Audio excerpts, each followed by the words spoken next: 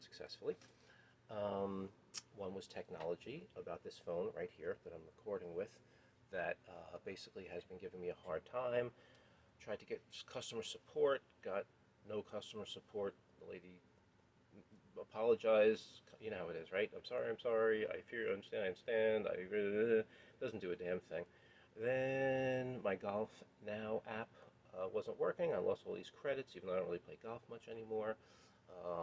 So, when you call these people, what you can only hope for, and I've told this, this is my new, you know, it's not a revelation. I kind of knew it. It was just sitting below the ice, just waiting for me to step on that and fall in and really understand. But it's how much you can take and not get frustrated, because they're not going to do anything for you. There was a time when, I have an IT background, so I don't really need too much help fixing things. But, there could be some other situation, and it's just, I wonder why there is customer service anymore. They don't do anything. They're not going to solve anything. I walked from here to Roosevelt Avenue, right? 3.7 miles away, I think, one way. I did it in 2 hours and 40 minutes, not including this terribly, unhealthily fat, bald, short man who was behind the counter. And I know this type of man. I've seen him many times. And when they see me, 6'2", in shape, 54 and a half, long hair, yeah, they're not happy. They're already like, ugh, let's not help this guy. But my friendliness and kindness usually can win them over a little bit, but not entirely. So yeah, there's a new phone there. I will not open it right now because it only had 32 gig of onboard memory. This little old, scrappy, nebulous, Motorola had 128, so I couldn't transfer the data from there to there, but I threw it in the cloud, and then I bought one of those memory chips, those little guys that sit next to the SIM card, and threw that in, but there was a problem with that. And there was just a million problems, and oh god, it affected my social media so much because I care about that so much. Let me not keep playing with things. So anyway, so it was really, today was a little bit of a rant on technology, but the reason I kind of started that was because I was reading this book, right, Technological Slavery by Uncle Ted, and I thought it would be fun, because last night I was reading, and I was like, maybe I should just pick a passage randomly, rather than pick one associated with the video. Well, now, 3 times, and I don't even know if this is recorded, I've attempted to do the video, and 2 times, and it has been unsuccessful both times. So I'm kind of glad that I didn't have. I don't know if I'm glad or not glad that I didn't plan out. I think I'm not glad that I didn't plan out, because if I had a plan and it didn't work 2 times in a row after knowing what the plan was, which is a very simple one, talk to the fine folks who are USA Organic Family, talk a little about these weird, terrible seeds you get on eBay. That's upside down. All these people talk about the bees that now are giving me, please donate, which I do, because these guys must have given them my name because I donate to American Farmland Trust. Talk about that a little bit, but that all seems to be basically the birds are dying and the farmland is being just paved over, never to return, right? So go on SG3AG, Stealth Gardener Agricultural Guerrilla.com, SG3AG. I worked on it yesterday. It's pretty cool. Actually, that's the page I opened to, Principles of History, when I did the other video, but that didn't have the technological bite that I wanted. So I always like to read a passage or two in one of these books, right? With these authors, typically. I don't keep it here for reading there. I keep it for research, because I still like to write a lot. Ebook was, oh, okay, here's one. My ebook disappeared. How did that happen? Well, I'll tell you how it happened. I had storage in the cloud. We all do. I even pay Google, separately to get a little extra. I don't like to. I always. You can look me up online. I've got tons of stuff on my blog, tons of reviews, short stories, but nothing too big, right? Nothing that I can have characters move around and try to make them do things, and they don't listen to me. And my attempt, and I sent it to a friend, and it still is not good. I can tell you. I don't like it at all. So I keep these books handy so I can hopefully make it better.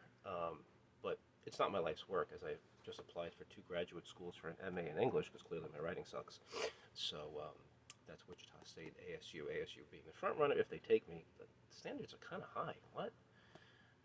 thought state universities were a little more apt to take someone with, you know, my grades were okay in college, but anyway. So, oh, I just lost that page. It was a final note. I think each chapter has a final note.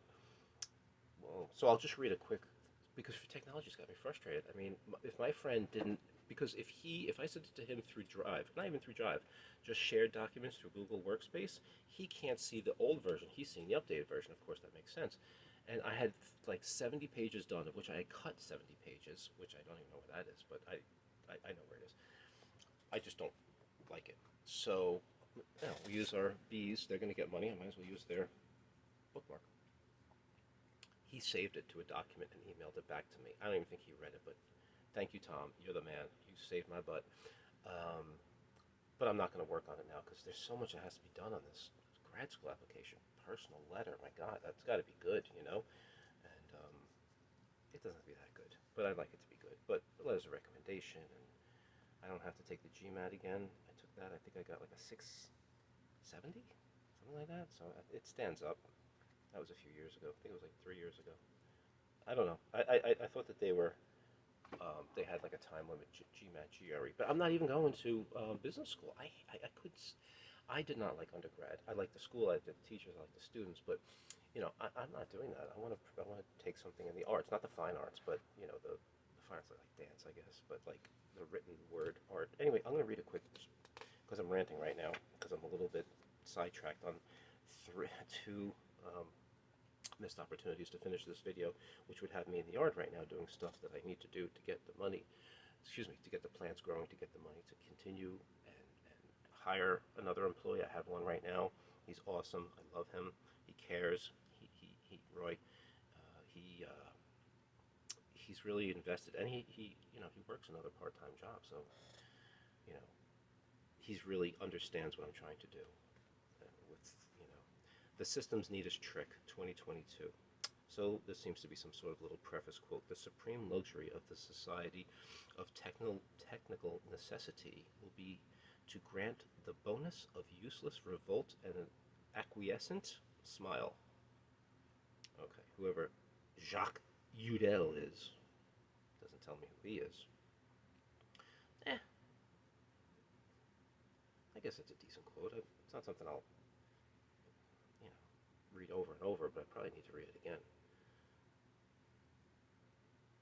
Bonus of useless revolt. The system has played a trick on today's would-be revolutionaries and rebels. The trick is so cute that if it had not been consciously planned, one would have to admire it for its almost mathematical elegance. What the system is not. Well, he's going to get going on George Bush and Frankenstein over here, it looks like. So let's not do that. CEOs, cops, scientists, politicians, steel. All right. It's so funny because I read this book and all I really remember was how technologically, how Uncle Ted goes in on on the whole idea of what we're building today. I talked in the first and second on the AI Luxottica Meta glasses that you can. It's on Medium.com. The article. You can walk up and ask. It's recording and it's taking video and it's taking your face and it's determining who you are, and the person with the glasses on can know all this stuff. So, yay, good for you guys. I mean, if that's not neat, that is human suffering, and I'm sure there'll be a pod. I'm not trying to say anything bad, but that's just people who are compliant, want to get whacked with more juice, want to live in a pod. Oh, nothing? Is that what good old Klaus Schwab? What a guy he is. All right, so I'm not going to stick my face in the book and try to find something that applies. But I'll take a moment to quickly wrap up by telling you how bad eBay seeds are. They haven't grown or not grown yet, but these are just some of the ones that, just the names, and the dogs are getting restless. I got to take them out. The names and the seeds of, they get over. They stick this little notation in here. Like, I can't find that online. They don't even have the decency to cut the thing off. There's some of the seeds. You can see that. And they're able to stick it in one of these. How much is a stamp these days? 43 cents, 44, 45? And mail it and charge you $3 for shipping. Scam. And then $3 for this. So I paid $6 for stuff that probably doesn't grow, times however many I buy, because I've been reading the Better Homes and Gardens. I think it's like a 1996 version. Man, these guys are great. They get right in on, annuals, and for me, that's what I want to do. Is I want to grow some. I've never grown plants flowers from seed. So that's what we're going to do here. So, yeah, everything is kind of a scam. These people want money because I think these people spoke to these people who I love to give a little bit of money to. American Father and Trust. I think we started with that. They will get money. These seeds will be planted right now. I'm a little bit all over the place. Probably means I need to do more coffee. Those lights back there. Eric, text us. I listen to you. They're up there. Hope you guys have a great day.